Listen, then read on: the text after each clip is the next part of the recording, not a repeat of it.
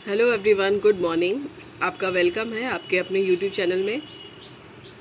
आज हम पढ़ने वाले हैं मुस्लिम लॉ के सेकेंडरी सोर्सेस में विधायन को यानी लेजिस्लेशन को, जो कि मुस्लिम लॉ का तीसरा सेकेंडरी सोर्स यानी गौण स्रोत यानी द्वितीयक स्रोत भी है।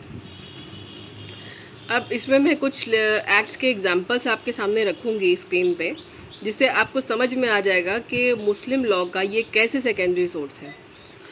अगर आपने डिटेल में मुस्लिम लॉ की बुक में पढ़ा होगा तो आपको पता होगा कि सारा जो बेस्ड है मुस्लिम लॉ वो कस्टम और यूजेस पर बेस्ड है और कुरान पर बेस्ड है। तो हमेशा कस्टम यूजेस और कुरान के जो बातें हैं वो हमेशा काम नहीं आती, आपको समय समय पर परिवर्तन की ज़रूरत पड़ती है। जैसे जैसे दुनिया और समाज आगे बढ़ रहा है, जनरेशन बढ़ रही है, वैसे वैसे हमेशा एक ही चीज़ आपको हमेशा वही मदद कर दे, ऐसी कोई ज़रूरत नहीं है। तो इसीलिए हमेशा समय समय पर विधानमंडल जो है कानून बना करके समाज के सामने, देश के, दुनिया के, जो भारत देश है उसके सामने रखता है कि वो और लेजिस्लेशन जो है आपकी हेल्प करते हैं हर उस चीज़ के लिए जो आपको अपने कस्टम में नहीं मिलती, या आपको अपने पर्सनल लॉ में नहीं मिलती, या फिर आपको कुरान में नहीं मिलती। तो अब आपके सामने जैसे सबसे पहला एक्ट आता है मुसलमान वक्फ वैलिडेटिंग एक्ट 1913। वक्फ को इससे वैलिडिटी प्रोवाइड की गई कि वक्फ जो है एक कानून की नज़र में एक वैलिड संस्था है।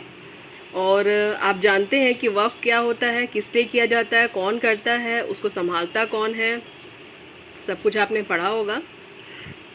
वैसे हम धीरे धीरे करके मुस्लिम लॉ में पहुंचेंगे तो वक्फ वाले चैप्टर में भी पहुंचेंगे ही। तो दूसरा आता है the child marriage restraint act 1929। Muslim law में प्यूबरिटी की एज जो है, ये मेजॉरिटी जिसको कहते हैं, युवावस्था जिसको कहते हैं, यौवनावस्था, वो 15 साल है। लेकिन भारतीय कानून के अनुसार में आपकी जो मेजॉरिटी की एज है वो 18 साल है। तो 18 साल से नीचे के जो लड़के और लड़कियां हैं उनकी अगर शादी होगी तो उसे आप चाइल्ड मैरिज ही कहेंगे। तो इस पर रोक लगाई गई इस एक्ट को बना के। इसके बाद आपके सामने है the Muslim person law application act 1937, जिसे आप लोग सब शरीयत के नाम से भी जानते हैं और काफ़ी फेमस भी है। अब इसके बारे में मैं क्या बोलूँ, आपको सबको पता है। इसके बाद आता है dissolution of Muslim marriages act 1939। इस एक्ट के लिए ये बोला जाए कि मुस्लिम पर्सनल लॉ में सिर्फ पुरुषों को ही जो है तलाक लेने का राइट है, ऑरली ले सकते हैं और रिटर्न में भी ले सकते, रिटर्न फॉर्म में, लेकिन महिलाओं के लिए कोई राइट्स नहीं थे तलाक लेने के, मैरिज को डिसॉल्व करने की। तो उन्हें खुला का राइट दिया गया और ये आपको कोर्ट से लेना पड़ेगा। और ये आप जो है जैसे ऑरली पुरुष बोल के तलाक ले लेते हैं, जिसे आप 3 तलाक के नाम से जानते हैं, वैसे महिलाएं नहीं ले सकती, उन्हें कोर्ट में फाइल करना पड़ता है। तो उसके लिए एक्ट बनाया गया। उसके बाद है Muslim women protection of rights and marriages act 1929। वैसे तो मुस्लिम औरतों को जो है मेंटेनेंस का राइट शाह बानो बेगम केस के टाइम पर ही मिल गया था।